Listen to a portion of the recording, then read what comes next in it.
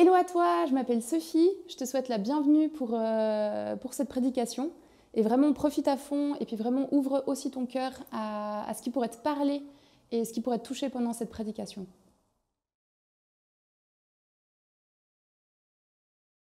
Ok, donc ce matin, on aborde la parole de Dieu littéralement comme sujet.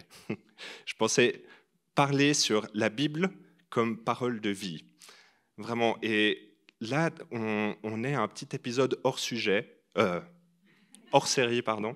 J'espère que je ne ferai pas du hors sujet. Hors série. Et donc dernièrement, on a eu la série Résolution, qui nous encourageait vraiment à vivre comme disciples, non seulement pour cette année, mais pour la suite de notre vie. Et plusieurs fois, on a évoqué la Bible. On a parlé de ce que c'est comme élément fondamental pour notre foi. Et je crois que j'avais envie d'insister là-dessus. Et je crois, un peu comme plusieurs personnes ici, j'aime bien comprendre ce que la société pense ou perçoit des sujets qu'on aborde. Et du coup, c'est intéressant parce qu'il y a quelques années, il y a un sondage qui a été fait en Suisse par rapport à la Bible, plus spécifiquement. Et en fait, en Suisse, 8 personnes sur 10 ont déjà lu la Bible. Honnêtement, ça m'a surpris, je pensais qu'il y aurait un peu moins. Et donc, ça veut dire que 8 personnes sur 10 qu'on croise dans la rue ont déjà lu la Bible. Et dans toute la population suisse, 1 sur 10 a lu la Bible en entier. Impressionnant, 800 000 personnes en Suisse ont lu la Bible en entier. Et parmi les évangéliques, qui représentent environ 3% de la population suisse, on estime que 40% d'entre eux l'ont lu en entier. Et chose intéressante, il y avait aussi cette question, comment est-ce que les Suisses perçoivent la Bible ? Environ 39% des personnes interrogées la considèrent comme un livre historique.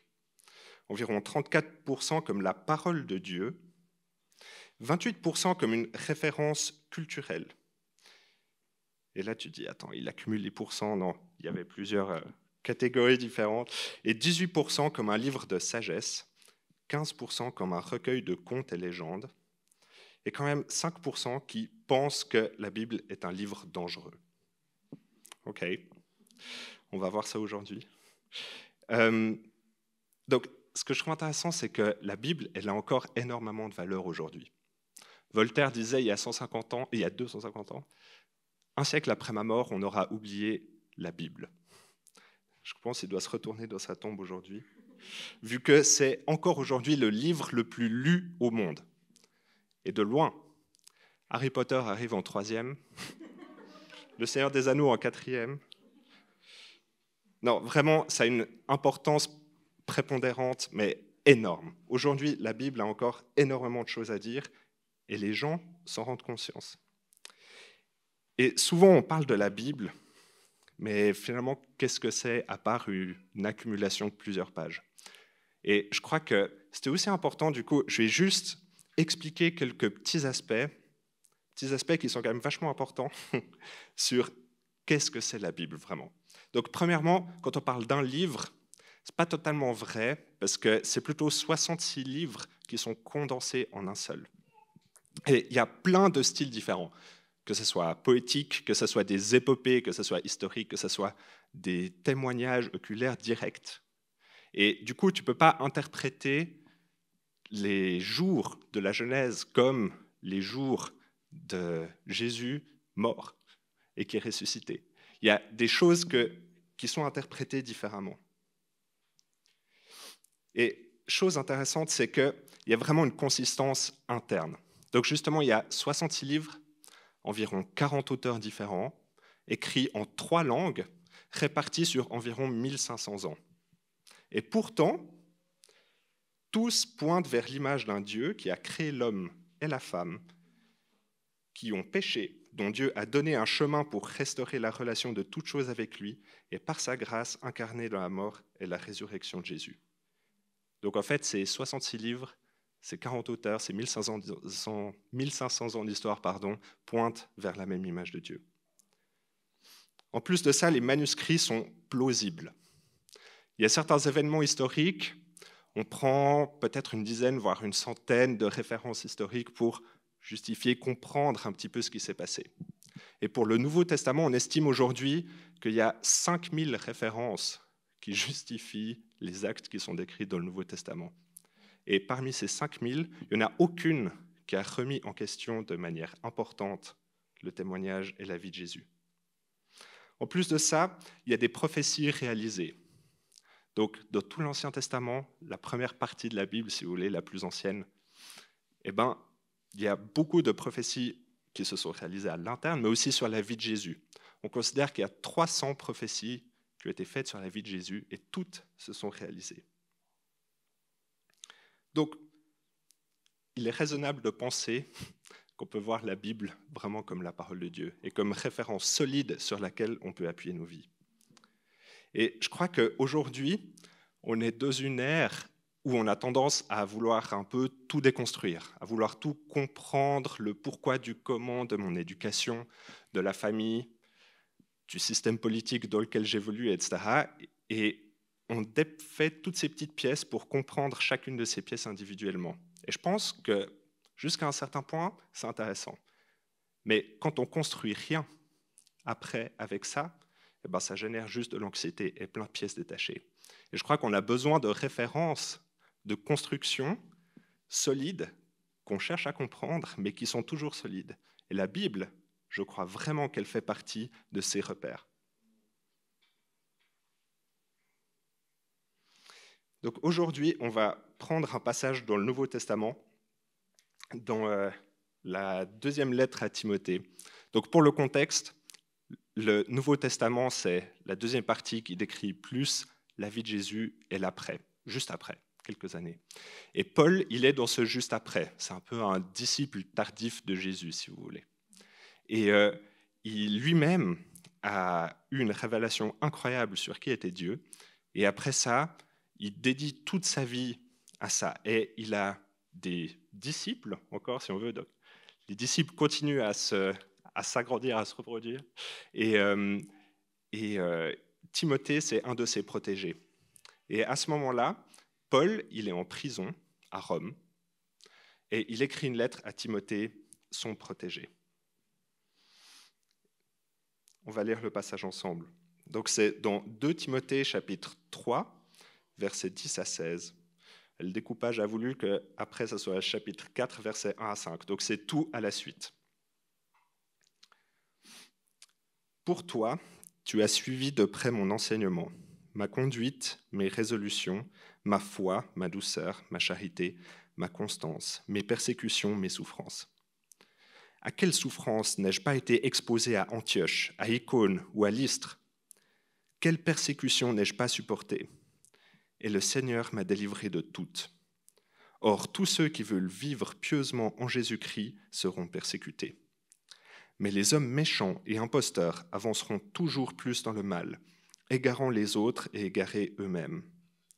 Toi, demeure dans les choses que tu as apprises et reconnues certaines, sachant de qui tu les as apprises.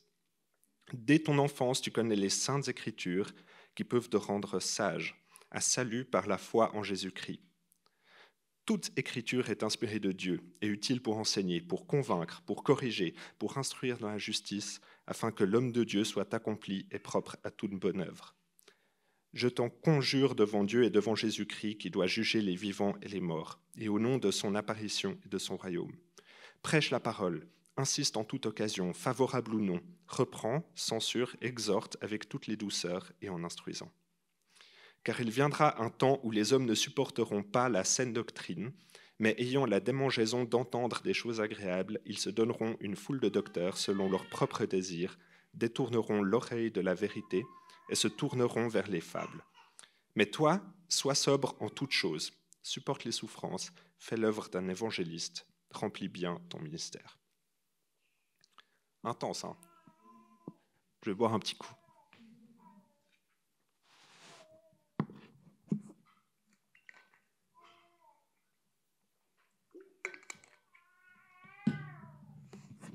Tu sais, moi, quand je lis ce passage, je suis là, mais est-ce que j'ai vraiment choisi la bonne religion, tu sais?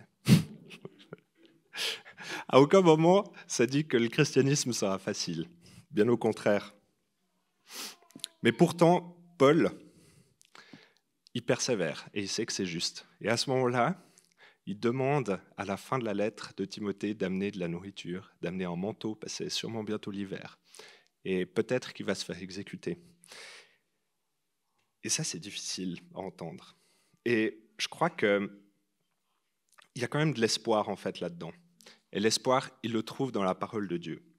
Et ici, à la fin, il parle de la parole de Dieu à Timothée.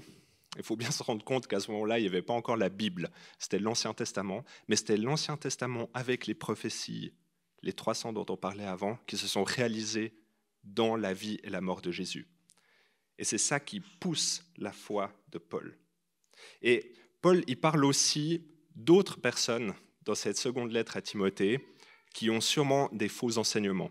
Et ces faux enseignements, certains théologiens pensent aujourd'hui qu'ils étaient faux parce qu'ils n'étaient pas incarnés dans la vie du quotidien. Ils étaient surspiritualisés. Ils ne correspondaient pas à la réalité. Ils étaient juste là pour attirer les foules et séduire d'une certaine manière. Et du coup, il parle aussi de ces fausses doctrines. Et quand il parle de fausses doctrines, c'est justement des doctrines qui ne sont pas incarnées, qui ne sont pas réelles, qui ne correspondent pas au quotidien, qui ne sont pas capables d'être mises en pratique. Et du coup, ce matin, avec vous, j'ai envie d'aborder 3 points. On pourrait dire tellement de choses de ce passage, c'est intense, mais il y a tellement de choses à ressortir. Et du coup, ces 3 points, ça va être la Bible, premièrement, comme fondation, deuxièmement, comme élément pour guider, et troisièmement, pour nous équilibrer. Ok, premièrement, la Bible comme fondation. Dans le chapitre 3, au verset 15, il dit « Dès ton enfance, tu connais les saintes lettres qui peuvent te rendre sage à salut par la foi en Jésus-Christ. » Rien que dans cette phrase, il y a tellement de choses à dire, c'est fou. Mais il faut bien se dire, Timothée, du coup, on comprend qu'il a été élevé dans un contexte qui lui permet de comprendre vraiment la parole et qui la garde dans son cœur. Et je crois que c'est vraiment une fondation pour sa vie. Et je n'utilise pas ce mot pour rien. Je ne sais pas si vous connaissez la parabole des 2 maisons. Dans Matthieu 7, versets 24 à 27, il y a Jésus qui parle de cette parabole où il y a 2 personnes qui construisent chacune une maison. Il y a une maison qui est construite sur le sable et une sur le roc. Et au bout d'un moment, la tempête arrive et la maison qui est construite sur le sable, elle s'effondre. Et Jésus, il interprète ça, il parle de ça comme étant les personnes qui écoutent la parole de Dieu, mais qui ne la mettent pas en pratique, eh ben, leur maison s'effondre. Alors que ceux qui ont des bonnes fondations, c'est ceux qui la mettent en pratique. Et dernièrement, j'en parlais avec un ami et il me disait, mais tu sais, les fondations dans le roc, ça prend du temps à creuser. C'est difficile. Ça demande d'aller profondément dans les choses. Et aujourd'hui, on a tellement envie que ça aille vite, on a envie que ça gagne du temps, de ne pas devoir perdre trop d'efforts dans les relations. C'est tellement plus facile de tout faire par soi-même, non? On n'a pas envie que ça coûte trop cher. Et des fois, j'ai l'impression qu'on construit un peu sur le sable. Mais dans la parole de Dieu, des fois, c'est difficile à entrer. Des fois, on a de la peine ou on est intimidé ou on se dit non, mais c'est pour les intellos. Moi, j'y crois pas du tout. Je crois que c'est la parole de Dieu qui est mise en pratique. Et en préparant ce message, je réfléchissais mais on a besoin d'une illustration pour ça, de cette parole mise en pratique comme fondation. Et j'ai demandé à un ami si je pouvais utiliser l'histoire de son père pour illustrer ça, et il m'a dit oui. Et c'est une histoire assez incroyable, ça se passe en Inde, dans les années 80. C'est l'histoire de Moïse. Et donc cet homme s'appelle vraiment comme ça, il vit encore aujourd'hui. À ma connaissance, on n'a jamais vraiment raconté son histoire.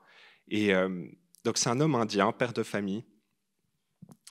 Il avait 5 Bibles. Et chacune de ces Bibles était parfaitement soulignée, intégrée dans son corps, dans sa pensée, dans sa manière de faire. C'était l'homme qui aidait chacun de ses voisins. Aucun n'était chrétien, à part sa famille. Il a reçu comme prophétie que son fils serait prophète dans les nations. Et je vous assure que c'est vrai aujourd'hui. Et vu qu'il a reçu ça, il s'est dit, OK, à la place de donner mon sang, je vais vendre mon sang. Comme ça, je peux financer l'école pour qu'il parle anglais. Il mangeait un repas par jour, famille, très simple.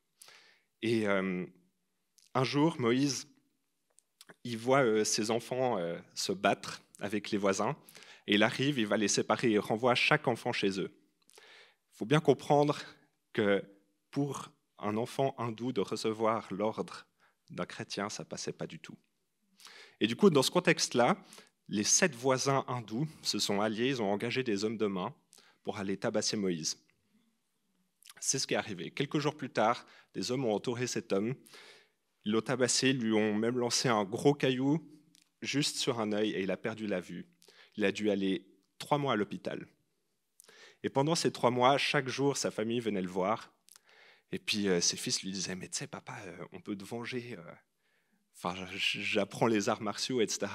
On peut s'arranger. » Puis le père, il disait « Moïse, priez pour eux, bénissez-les. Et j'aimerais que vous leur pardonniez directement. » Et pendant 3 mois, cet homme était à l'hôpital. Et tous les jours, il priait pour ces gens, pour ces familles qui ne savaient pas ce qu'elles avaient fait. Et ça a duré 10 ans. Et au bout de 10 ans, Moïse, il est dans un marché comme ça, et il recroise l'homme qui lui avait lancé la pierre et qui lui avait fait perdre la vue d'un œil. Et il va vers lui et il commence à discuter avec lui, et l'autre, hyper surpris, dit « Mais pourquoi est-ce que tu m'abordes comme ça ?» Et il commence à discuter avec lui, et cet homme de main, il dit « Ça fait 10 ans que tous les soirs je pense à toi et j'arrive pas à dormir, à cause du mal que j'ai fait. » Et Moïse, il dit « Dès le premier jour, je t'avais pardonné. »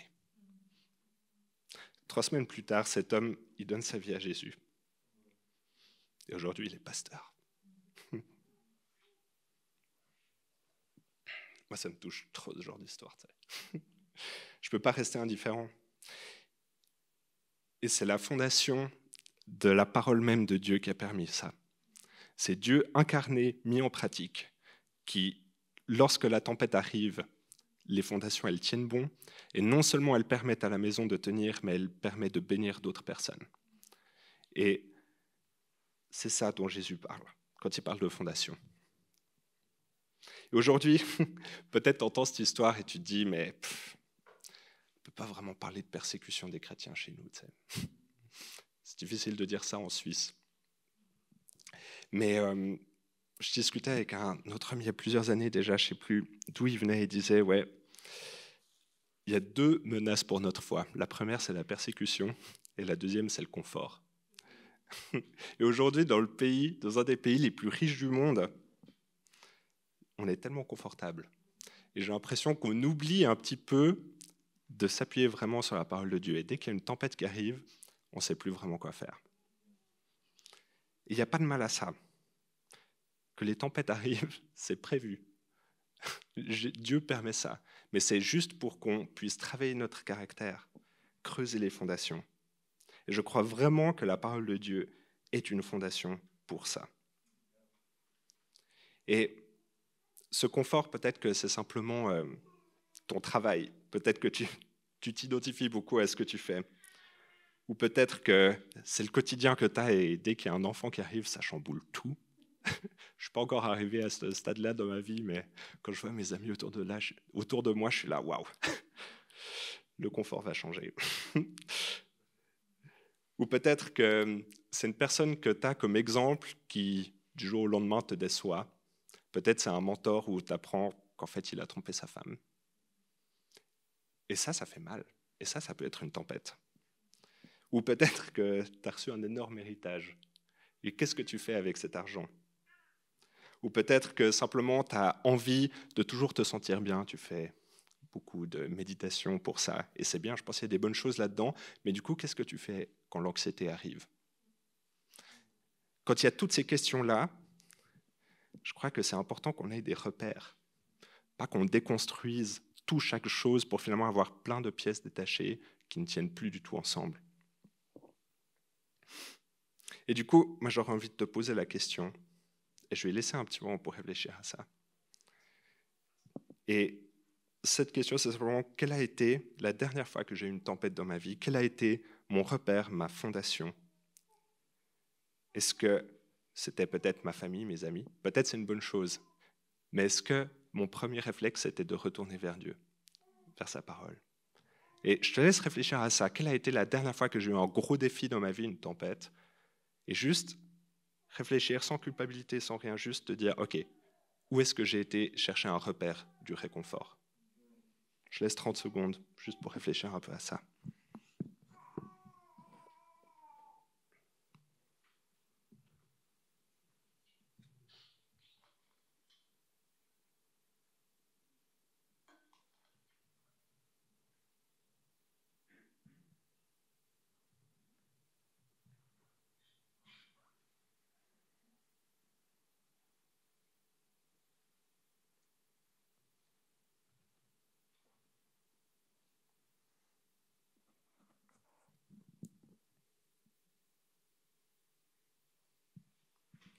OK. Si ces 30 secondes t'ont paru longues, c'est que tu n'as pas pris de notes. Il n'y a pas de mal, tu as encore 2 chances. OK, humour, prenez pas ça personnellement, tranquille, hein. On est entre nous. OK, deuxième point, la Bible comme guide. Je crois vraiment qu'aujourd'hui, on a besoin de guide aussi de notre vie. Des fois, on entend comme guide, ouais, non, mais tu sais, tant que tu es heureux, ça va. L'important, c'est que tu sois en paix avec ça. Ou bien, ouais, mais si tu te fais de l'argent dans cette affaire, il n'y a pas besoin de comprendre tous les tenants aboutissants. Tant que ça te rapporte, pourquoi tu poses des questions? C'est comme si on utilisait n'importe quel conseil pour justifier nos actions. Et moi, ça me parle quand, dans le passage qu'on a lu ensemble avant, ça dit « Car il viendra un temps où les hommes ne supporteront pas la saine doctrine, mais ayant la démangeaison d'entendre des choses agréables, ils se donneront une foule de docteurs selon leurs propres désirs, détourneront l'oreille de la vérité et se tourneront vers les fables. » Des fois, c'est fou, mais j'ai l'impression qu'il parle directement de maintenant. Il parle du futur, mais je crois que quand il écrit ça, c'est un futur direct. C'est quand Timothée aura fini de lire la lettre de Paul directement, il y aura ça qui arrivera. Et ça ne veut pas forcément dire la fin des temps ou quoi. Ça, même Jésus ne le sait pas quand ça sera. Mais c'est maintenant où on est qu'on a besoin de ces repères. Et des fois, on se justifie nos actions par des fables. Et on a besoin de guides. Et tu sais, des fois, c'est comme si on avait tellement envie que Dieu nous guide hyper directement dans ce qu'on fait. Il y a quelques mois, j'étais avec des amis, je raconte ces petites histoires pour parler de guide direct de Dieu. Il y a quelques mois, j'étais avec des amis à une ferme. Et c'était des potes des études. Et on était quelques jours là-bas. Et puis, on était tout le temps à l'extérieur, la fin de l'été, ensoleillé, super. Et un soir, on était à l'intérieur. Exceptionnellement, on discutait entre nous. Puis d'un coup, on entend un bruit étrange à l'extérieur. Et là, on sort. Je suis le premier à sortir et je vois qu'il y a un arbre qui s'est écroulé exactement à l'endroit où on était d'habitude. Je dis, mais what? Tellement improbable. En plus, il y avait du vent tous les jours d'avant, et ce soir-là, il n'y avait pas de vent. Et cet arbre s'était écroulé sur notre place habituelle. Et on était tous à l'intérieur, sauf un. Il était à l'extérieur, puis il fait « Les gars, vous ne vous rendez pas compte de ce qui est arrivé. Aujourd'hui, j'étais chez le dentiste. J'ai discuté avec une femme. On a discuté 10 minutes. Elle m'a donné un livre. Elle a dit qu'elle était chrétienne, etc. J'ai été faire ma consultation. Je suis sorti du dentiste. Et elle avait payé ma facture de dentiste. C'est cher quand même. Et le soir, j'étais là et elle m'envoie un message et me dit « Je prie pour toi, Jésus t'aime et te protège. » Et 2 minutes après, l'arbre s'est écroulé devant ses pieds. Je ne sais pas vous, mais là, c'est difficile de dire que c'est plus Dieu. et vraiment, tu sais, des fois, moi, je suis un peu en hésitation. Genre, est-ce que je parle de Dieu à mes potes ou pas? Bah là, j'avais plus le choix. T'sais. Et c'est bon. Et je crois que Dieu agit vraiment comme ça. Vraiment, je crois que Dieu agit surnaturel, de manière totalement surnaturelle. Mais on ne peut pas compter que sur ça pour avancer. Et je crois que Dieu, il se montre à nous, mais lui, il a aussi envie que nous, on se montre à lui. et que nous, on aille dans sa parole, qu'il travaille notre caractère pour aller vers lui. Il veut juste travailler nos cœurs. Et tu sais, des fois, moi, je me reprends un peu moi-même dans mes prières, j'ai l'impression de me lamenter un peu. Non, mais tu ne trouves pas que c'est pas juste quand même la situation dans laquelle je suis? Est-ce que tu pourrais arranger ça? Je n'ai pas envie d'aller au travail demain. Est-ce que tu pourrais faire en sorte qu'il y ait une pandémie? Non, priez pas ça. Priez pas ça.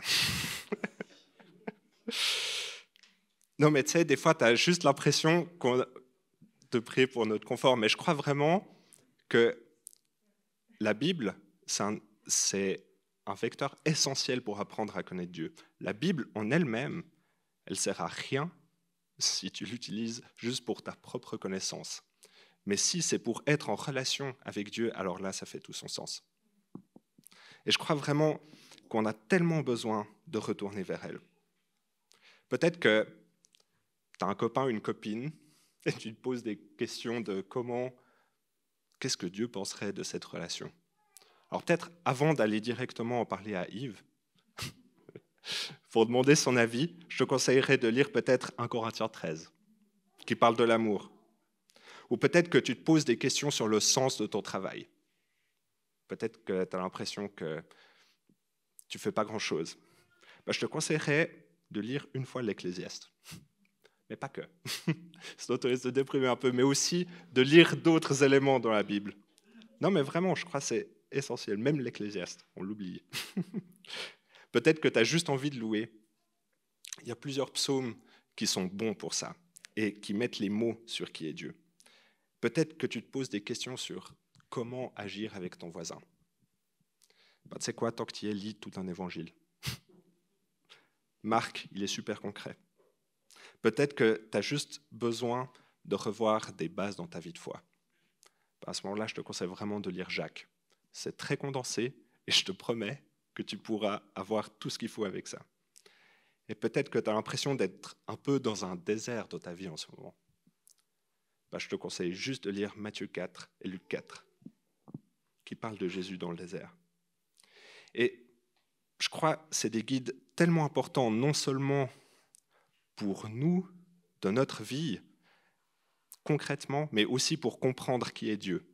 Tu sais, des fois, on imagine un guide qui fera une carte comme ça, parfaite, qui te dira d'aller au point A au point B. Et puis que la Bible, c'est un peu comme les pièces d'un puzzle. Tu te dis, non, mais si je lis toute la Genèse, ça me donnera des pièces que je pourrais faire et arranger, et puis je comprendrai un peu mieux qui est Dieu. Mais cette logique du puzzle, elle ne marche pas du tout avec la Bible. Je suis désolé de te décevoir. C'est un livre qui reste mystérieux.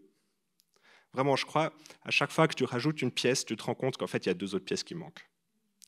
Mais par contre, ça te permet de plus entrer en relation avec Dieu. Et je crois que c'est quelque chose qui se médite. Tu prends le temps. Franchement, prends le temps de la lire. Ça ne sert à rien de te stresser. Et du coup, moi, je te poserai la question de juste savoir qu'est-ce qui te laisse, par quoi est-ce que tu te laisses influencer dans ta vie quand tu prends une décision? Est-ce que c'est tes émotions? Ou peut-être que tu comptes tout sur ton intelligence? Peut-être que c'est tes relations? Je pense qu'il y a des bonnes choses, vraiment par rapport à ça. Mais est-ce que ces choses sont aussi soumises à la parole de Dieu? Et moi, je te poserai vraiment la question, et on va de nouveau prendre un petit temps pour réfléchir à ça. Je fais aussi ce temps d'introspection avec vous. Par quoi est-ce que je me laisse influencer dans ma vie?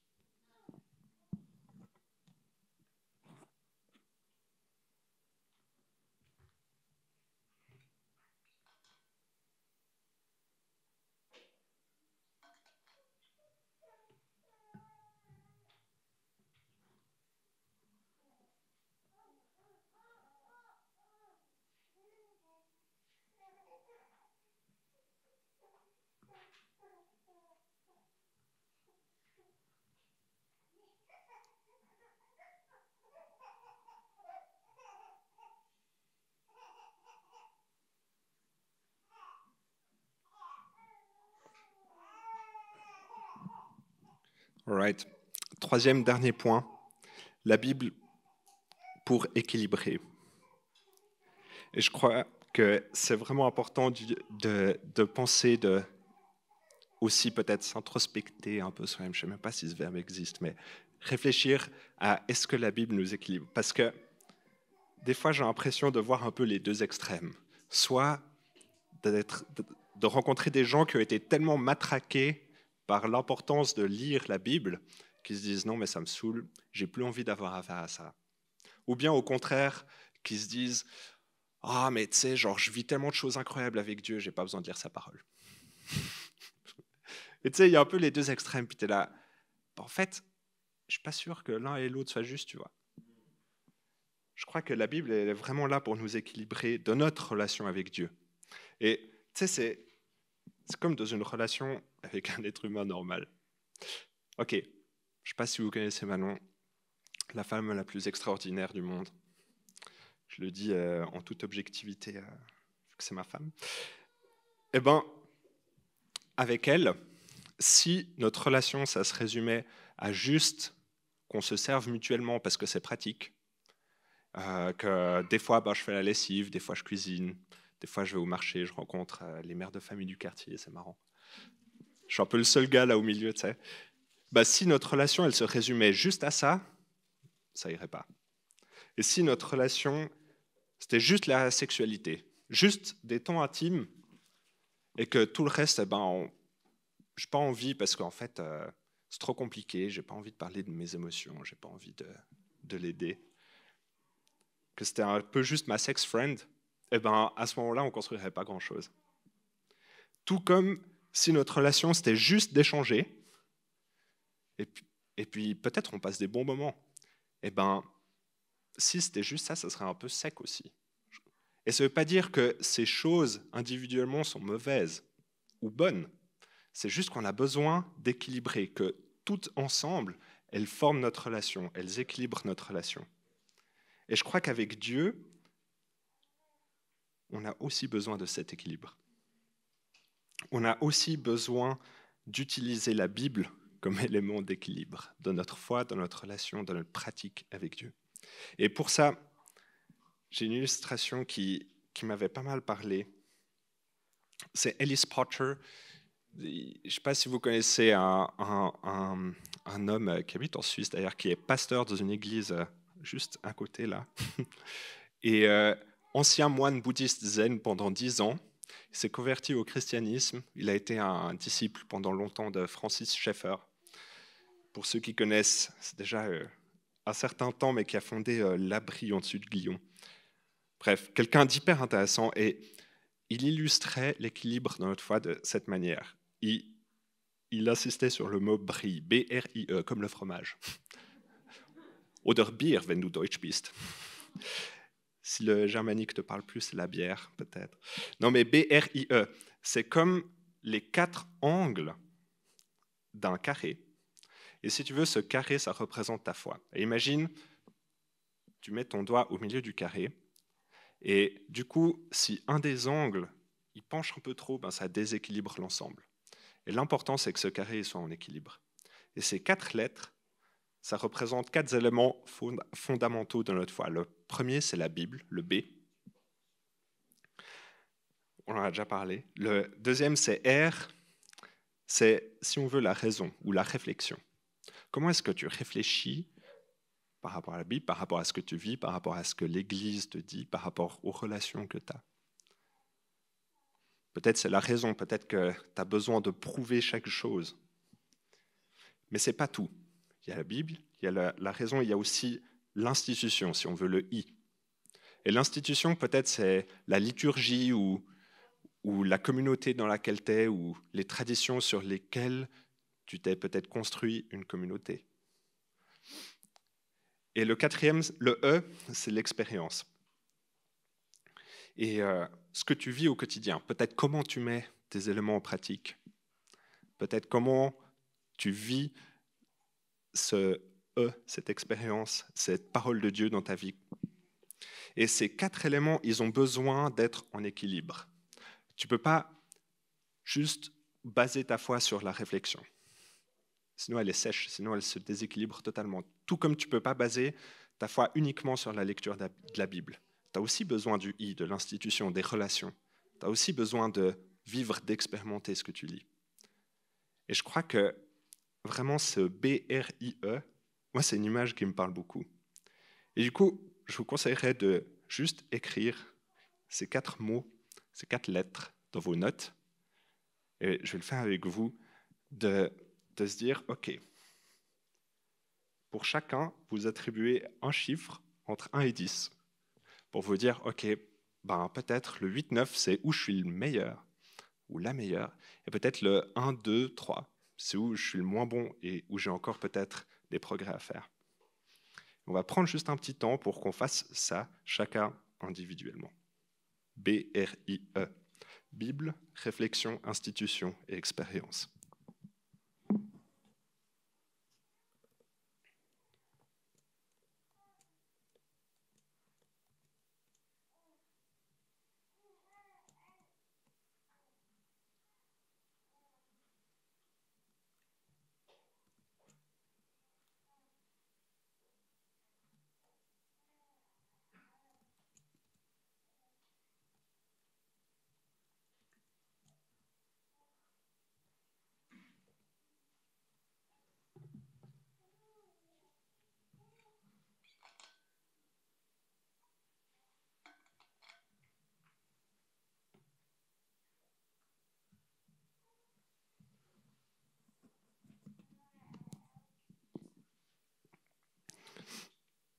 OK.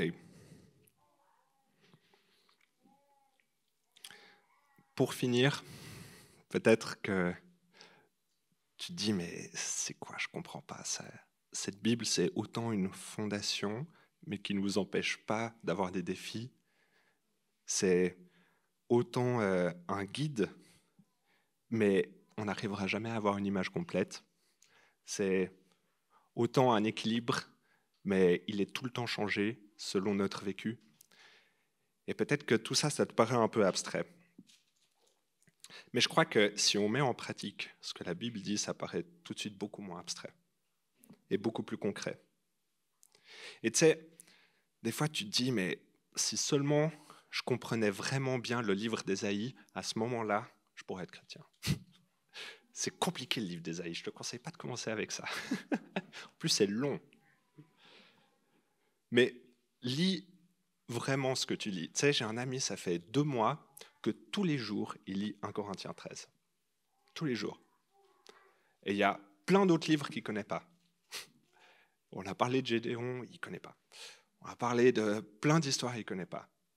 Mais 1 Corinthiens 13, il le met en pratique tous les jours. Et je vous promets que ça porte des fruits incroyables et que ça fait la différence.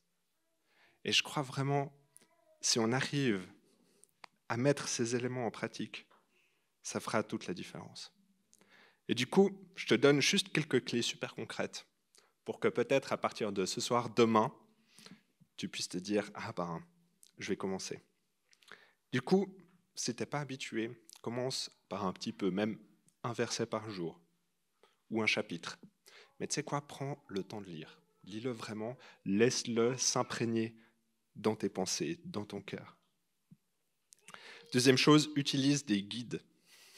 Si tu ne comprends pas, parce que justement ça a été écrit par 40 personnes sur 1500 ans en 3 langues et pas le vaudois, à ce moment-là, prends juste des aides qui te permettent de comprendre, ou juste demande à des amis, à des vis-à-vis. Parle-en autour de toi. Troisième clé, fais-le juste dans le silence. Le silence autour de toi, mais aussi à l'intérieur de toi. Je crois vraiment que pour plein de gens que j'ai rencontrés jusqu'à maintenant, le matin, c'est le meilleur moment. Peut-être pour d'autres, c'est le soir, mais le matin, la première chose que je fais, c'est me lever, m'asseoir dans mon fauteuil et ouvrir ma Bible avant d'aller sur Internet, avant d'ouvrir mon iPhone ou quoi que ce soit. Et je crois aussi, prie pendant que tu fais ça. Demande à Dieu de t'inspirer. Et je suis persuadé qu'il te montrera des choses. Peut-être que ça te fait peur, mais commence par un petit peu. Vraiment, je suis sûr que ça ira. Laisse-toi imprégner par la nature de Dieu. Je crois vraiment qu'aujourd'hui, on voit un petit peu des parties de Dieu, mais on a de la peine à comprendre vraiment qui il est, c'est normal. Mais par contre, sa nature, elle est importante qu'elle soit vécue vraiment à travers sa parole. Ok. Je vais inviter l'équipe louange à remonter, j'ai gentiment fini. Et je vais juste prier pour que chacun, on puisse de nouveau encore plus se rapprocher de Dieu.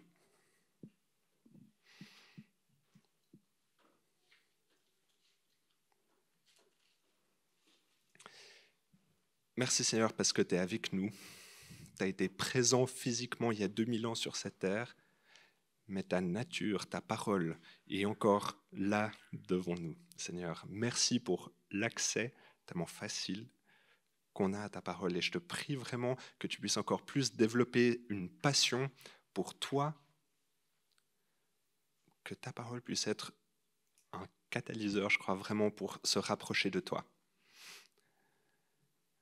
Seigneur, des fois, elle nous fait peur, on ne comprend pas, ou l'image qu'on a de toi, on ne la comprend pas non plus.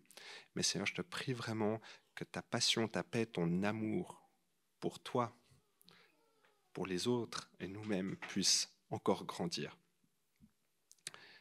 Seigneur, je te prie de bénir chacun, chacune, simplement dans les moments d'intimité qu'on aura avec toi, qu'on puisse toujours revenir à ce support qu'est la Bible. Amen. J'espère que tu as bien pu vivre ce moment de prédication. Et pour plus d'informations et pour nous suivre, suis-nous sur les réseaux sociaux ou sur le site internet eglise-home.com.